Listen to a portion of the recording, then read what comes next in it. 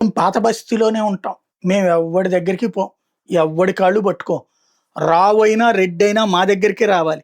మేం చెప్పినట్టే వినాలి. మేం చెప్పినట్టే నడవాలి.